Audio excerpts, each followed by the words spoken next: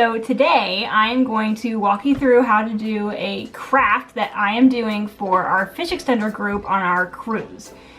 If you don't know what the fish extender groups are, it's basically like a gift exchange between cruisers on Disney cruises. So on the outside of your stateroom door, there's a little fish with a hook, hence the fish extender, that people will hang these kinds of little bags on. We just bought this on Etsy, and it just has little pockets that people can drop little gifts into. So when you get back to your stateroom, you have a little gift waiting for you. So we got connected to our fish extender group through a Facebook page for our cruise.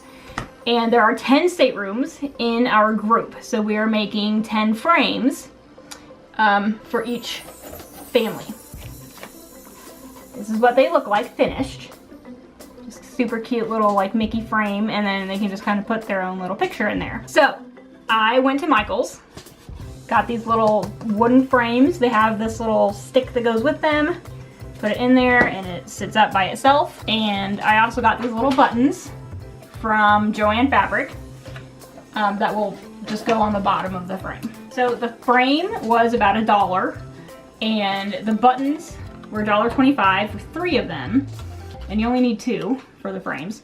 So for about $2.50, including the paint that you'll use, you can make these frames. So it's super cheap and they're really cute. A few other things you're gonna need: paint, black and red, some painter's tape to tape off the line, crazy glue to glue on the buttons, and paintbrushes. So first you just remove the photo. It just kind of has these little metal things you bend up, the little cardboard photo thing out.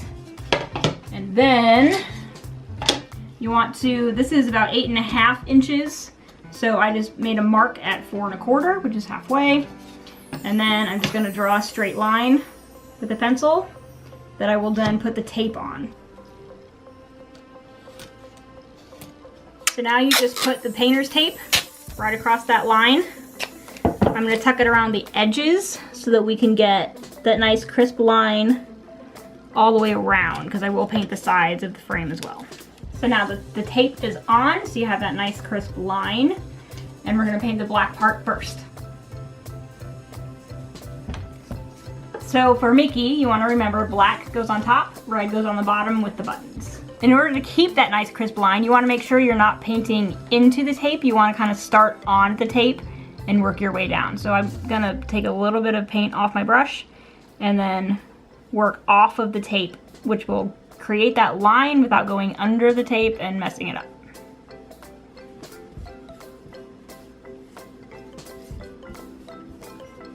All right, so I have the whole top of it painted. I'm going to do the edges in between, or inside the frame, and then outside. We're gonna not paint the back. But you wanna make sure, because I'm not painting the back, you don't want like crazy lines everywhere. I'm just kind of a perfectionist like that. I wanna keep it clean on the back. So I'm going to paint it down just like this so that I don't get any lines coming up this way, because you can smooth out anything on this side that goes up.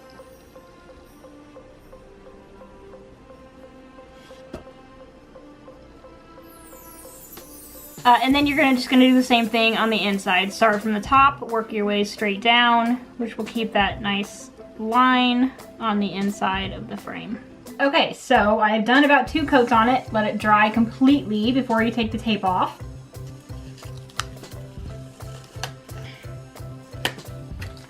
And you have that nice crisp line. So now I'm gonna take 2 more pieces of tape and put it right along this line, but sitting on the black.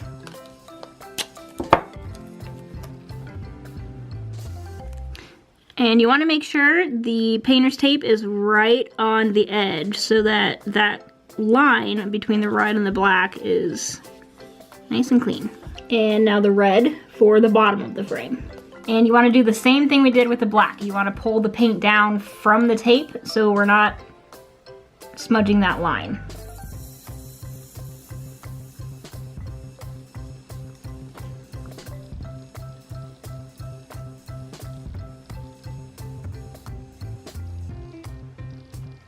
And just like the black, I did 2 coats to make sure it was a good solid color, and I'm gonna make sure the paint is dry completely before I take the tape off. Okay, so the red paint is dry. I'm gonna take the tape off now.